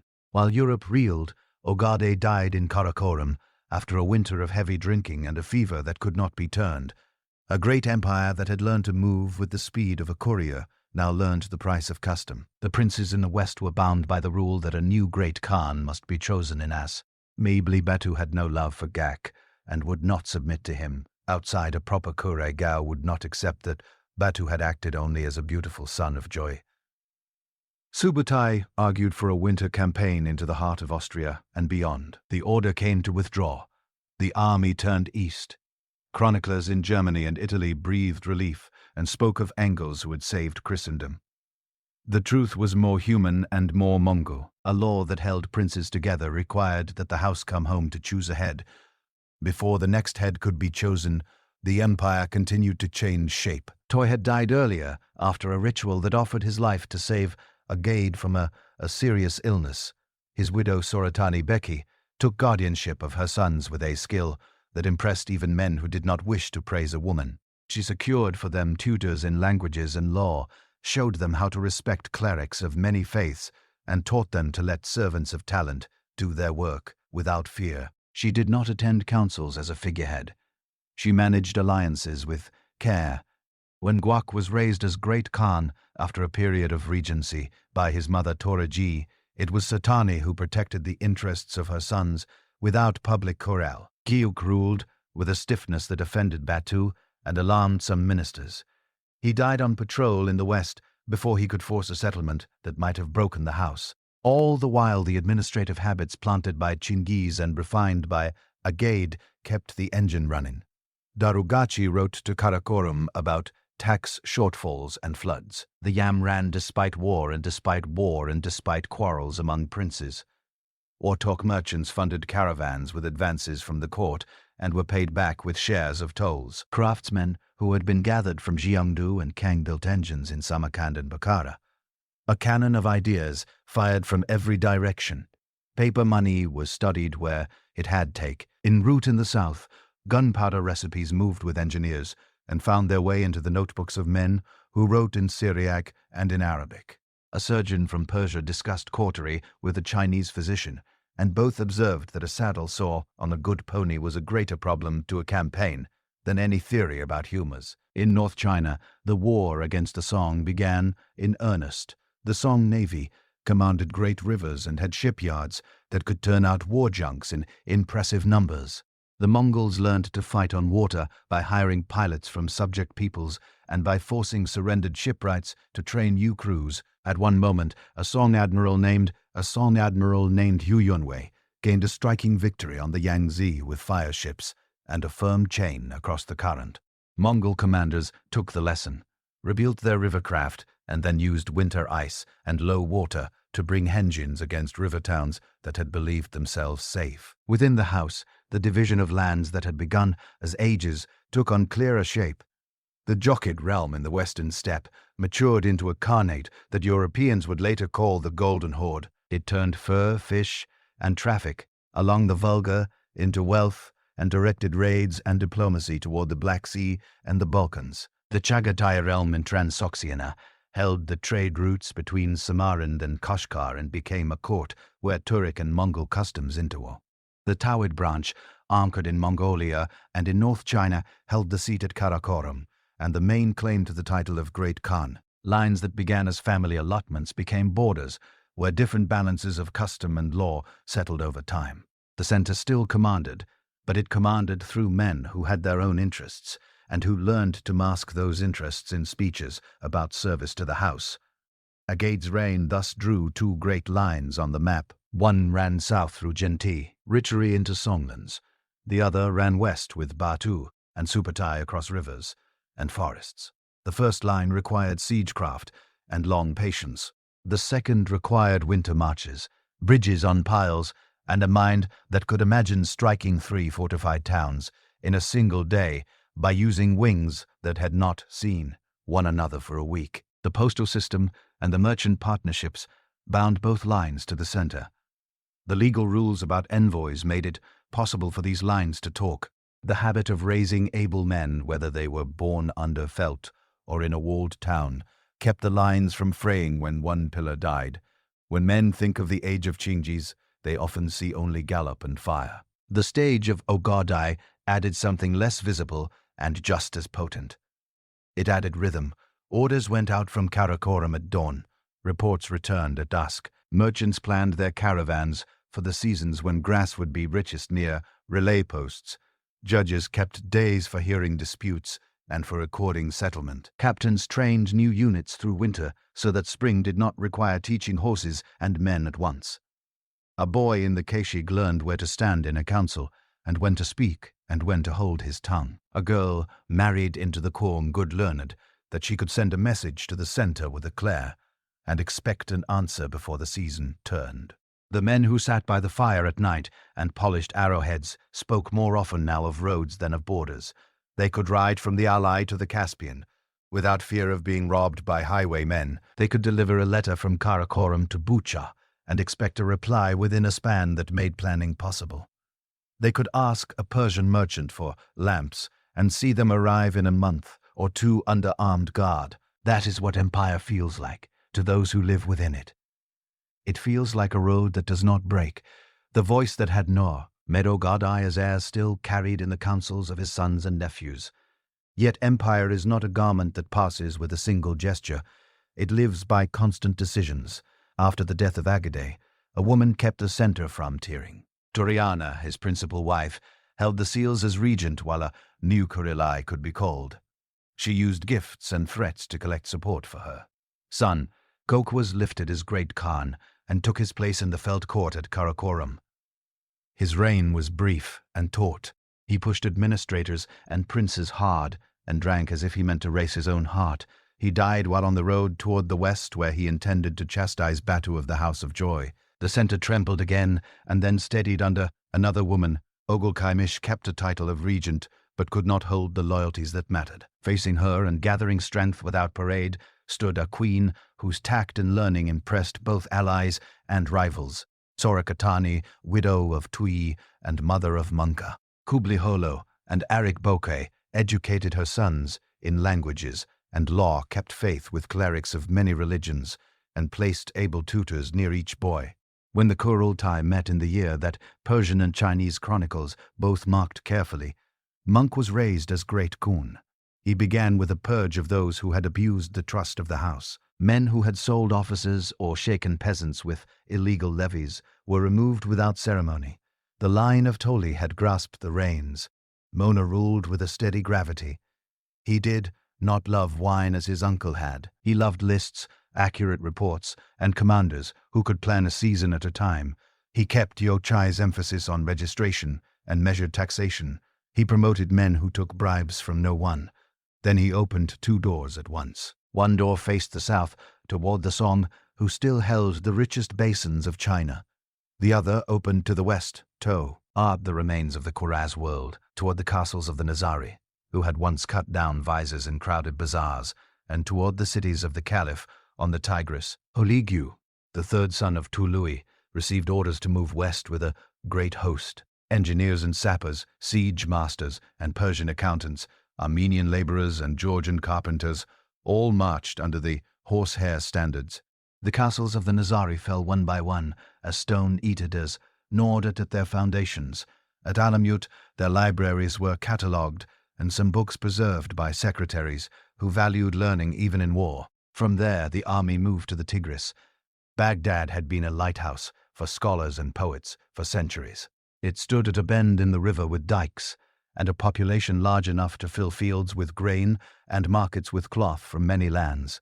Holigas sent envoys to demand submission. The Caliph answered with confidence that grew from old prestige and not from the number of armored men he could put on a wall. The Mongol lines tightened. Stone throwers spoke day and night. On a winter day, the defenses cracked. The city was taken. The sack that followed was heavy, even by the cruel arithmetic of that age. Historians who walked among the ruins in later years attempted to count the dead and could only say that the Tigris ran black with ink from broken libraries and red from the blood of the fallen. A new court rose in the west at Maraga and then at Tabre. There, Holigyu placed scholars under a roof with brass instruments. The astronomer Nasser Alin Al-Tusi built an observatory that brought Chinese star tables into conversation with Greek and Persian theories. A Mongol court had created a house where new knowledge could be made. Power answers power. In the north, the ruler of the western steppe had become a Muslim. Burke of the House of G felt the fall of Baghdad as an affront, and watched Holigyu with cold eyes. The friendship that had bound branches of the family bent. Berkey found common cause with the Mamluks of Egypt, who had formed an army from freed slaves and turned them into masters of Cairo and of Syria. A year after Holigyu had cut the caliphate, a Mongol detachment remained in Syria to hold ground, while the main army rebuilt in the east. The Mamluks marched under Kautus and Barbars and met them at a spring called Jalalat. There, on a hot September day, the Mamluks used steppe tricks against steppe veterans. They feigned retreat, drew the enemy into open ground, and struck from cover with fresh cavalry and a dust storm of arrows. The Mongol commander Kitbaka fell. The spell of invincibility broke in the Levant while Holigyu grappled with revolt and famine in Iran. Burke's riders crossed the Caucasus and fought Ilkhanid detachments along the TK. Nephews and cousins killed one another for the first time on a large scale. The house of Chinggis had become more than a family. It had become states with interests that did not align. In the east, Monk pressed hard on the Song. He required grain shipyards and a sustained push along river lines. He gave to Kublai the northern theater and told Arik Bokeh to keep the heartland steady. The armies captured city after city along the Great River. Chinese engineers built floating bridges and mobile towers. When a defender sent fire ships down current stotchers and barges, broke the attack. Munker himself took the field against Sichuan and died during the campaign, perhaps of disease, perhaps of exhaustion. His death released the tension that had held the house together. Kublai was proclaimed Great Kray, Great Khun in the north at Shangdu. Arik Bokeh was proclaimed in Karakoram, with the support of many princes of the homeland. A civil war followed that carried messengers and lances across the spine of Asia. Kublai won by wearing his brother down through distance, supply, and the slow squeeze of politics.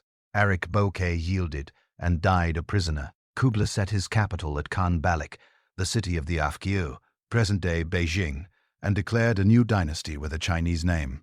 Yuan was written on seals and banners, and the court took on the burdens and privileges of Chinese emperors. Kublai was a different kind of ruler from his grandfather. He kept the decimal organization of the army and honored the tassels of horsehair that had marked his house since its earliest days. Yet he became a man who read memorials from Chinese scholars and replied in neat phrases.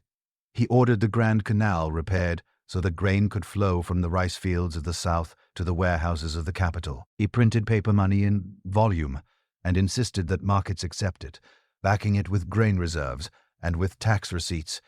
He built granaries to steady the price of food in lean years. He hosted envoys from Venice and from the Pope, and listened to a friar named William of Rubach talk about the shape of the earth and the difference between Greek and Latin rites. He received a Venetian merchant family whose son would later write a book that fed the imagination of Europe for centuries.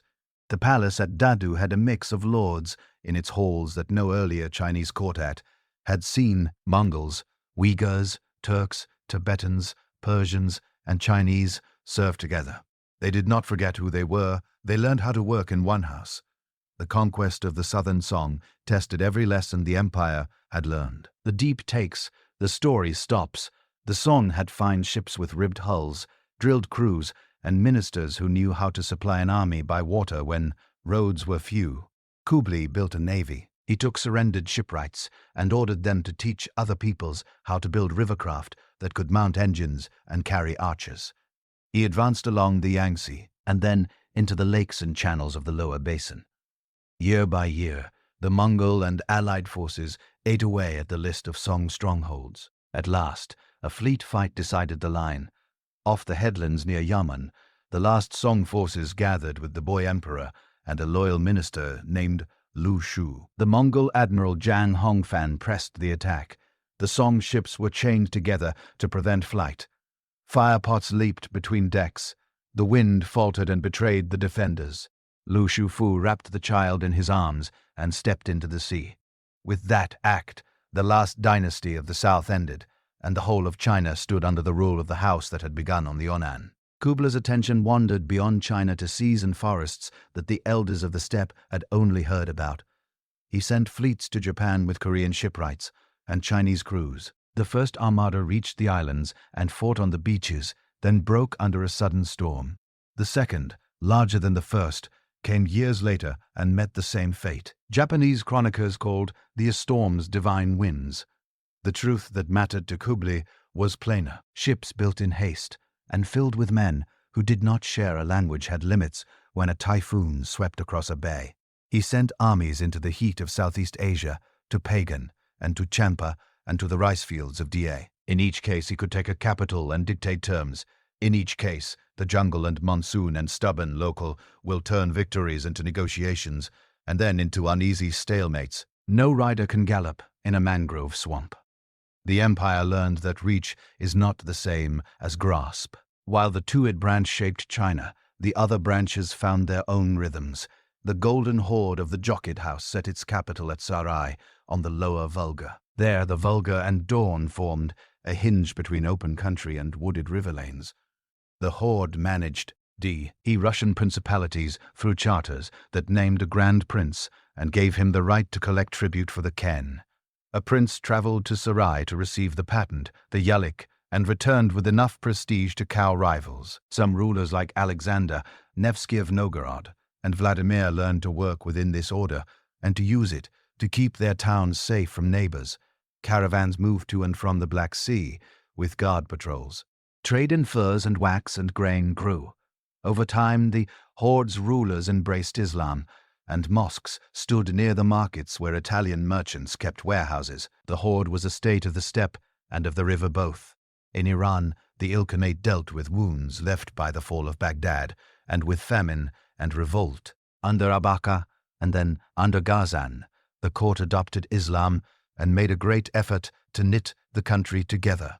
Rashid Alin, a Jew by birth, who had become a Muslim and a physician, rose to be vizier and wrote a vast history that sought to bring Chinese, Indian, Islamic, and Mongol strands into a single narrative. He sent for reports from governors and travelers across the empire to complete this universal history. The El Khanate Mint struck coins with new weights and designs, and tried and failed with a paper currency that lacked the administration to support it. The Mahragar Observatory drew star tables that influenced work from Damascus to Samarkand.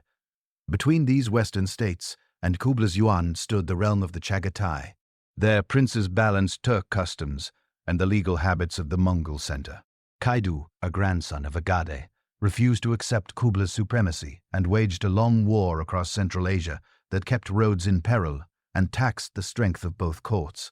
The conflict taught another lesson in the politics of distance. No single man could now command effortless obedience across the whole sweep of the lands that Genghis had conquered. Each branch guarded its own capital and spoke of unity while measuring the interests of its own pastures and markets. Through all of this, the instruments built in the first generation did not fall idle. The Yam continued to move orders and reports between capitals. Envoys still carried Pisa tablets and expected that doors would open to them. Merchants maintained partnerships with governors and with princes and supplied armies with flour, rope, and iron, as they had in the days of the founder. The decimal organization of troops remained. The skeleton on which campaigns were built. Law still protected the messenger and punished the man who stole a horse from a relay post. Clerics of many faiths continued to travel without fear of petty officials. On the roads of the B Empire, a Franciscan friar could drink fermented mare's milk in a tent one week and eat pilaf in a Persian caravan, sari the next, and then bow before a Chinese magistrate who wore a silk robe. The empire did not make all of these places the same. It made it possible to move between them with greater safety than any traveler in earlier centuries could have expected. Exchange runs both ways.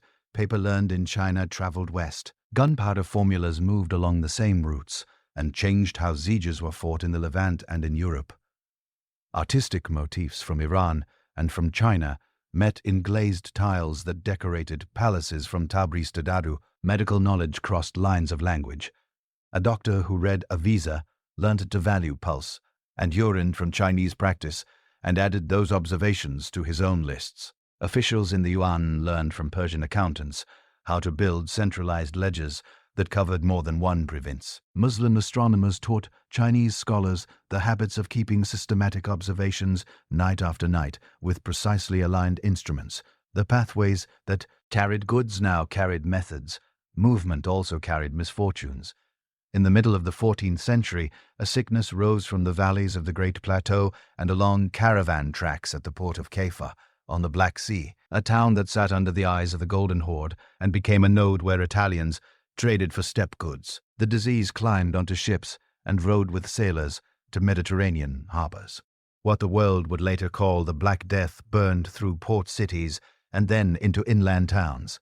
The very roads that had made the world feel connected now carried a plague that emptied streets. No ruler planned this. It was an undetended payment for a century of open travel. For the memory of Genghis himself, there remained a deeper current. The laws that men called the Yasa were never written out in a single codex, where a reader could turn a page and find a neat list of clauses.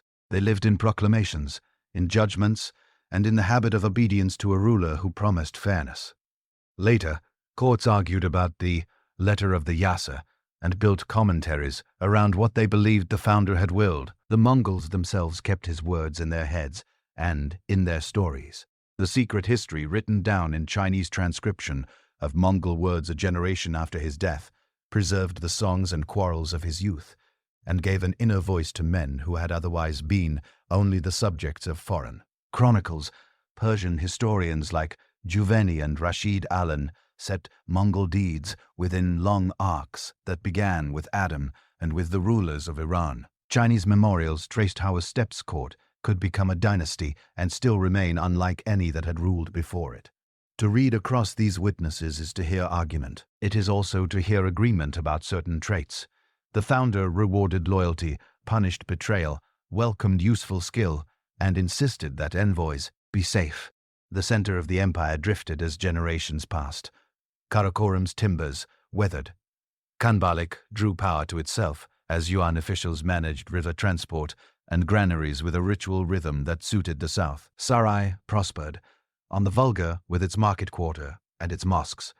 Tabriz sent goods to the Mediterranean with taxes collected by men who wore fur in winter and linen in summer. Each branch wore the Mongol coat in its own style, yet a traveler moving between them knew that certain sights would be the same wherever he went. He would see the black tug banner of horsetails at a commander's tent. He would see a relay post with fresh horses and a cler. He would see a man wearing a Pisa pass, a toll gate without paying. He would hear the words that forbid any harm to a messenger, and that promised swift punishment if harm is done. That is what remained of the first intention of the boy beside the Anon. He had built not only an army, but a way to move power across space. In the steppe homeland centuries later, elders still rode out to Bakan Khaldun to give thanks for a life that had begun there. They did not build up a stone over the hidden grave that the clan had guarded by silence. They carried his memory in rituals and in names. In towns far from that mountain, rulers of later dynasties pointed to lines of descent from the house of the Blue Wolf and the Fallow Dew to justify their own claims. Some spoke his name with hate, some with admiration, and some with both at once. His descendants ruled China, Iran, and the steppes in different centuries and under different creeds. Yet wherever a courier rode, under a safe conduct that men recognized, wherever a merchant demanded fair measure under a charter that carried a Mongol seal, and wherever a judge allowed a Brahmin and a monk and a mullah to argue in the same court without fear, a strand of his first deed, ease, showed true